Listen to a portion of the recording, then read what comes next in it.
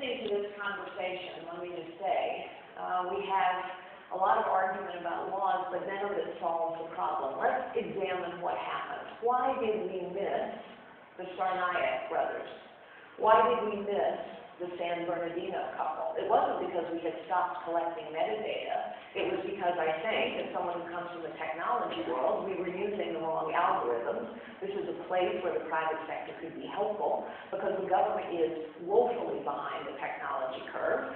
But secondly, the bureaucratic processes that have been in place since 9/11 are woefully inadequate as well. What do we now know?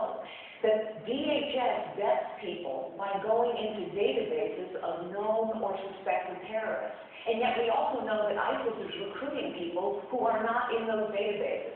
So of course we're going to miss them. And then we now learn that DHS says, no, we can't check their social media. For heaven's sake, every parent in America is checking social media, and every employer is as well, but our government can't do it. The bureaucratic procedures are so far behind, our government has become incompetent, unresponsive, corrupt, and that incompetence, ineptitude, lack of accountability is now dangerous. It is why we need a different kind of leadership in the White House to understand how to get bureaucracies competent again. But my question was, should these Silicon Valley companies be forced to cooperate with the FBI? They do not need to be forced. They need to be asked to bring the best and brightest, the most recent technology to the table. I was asked as a CEO.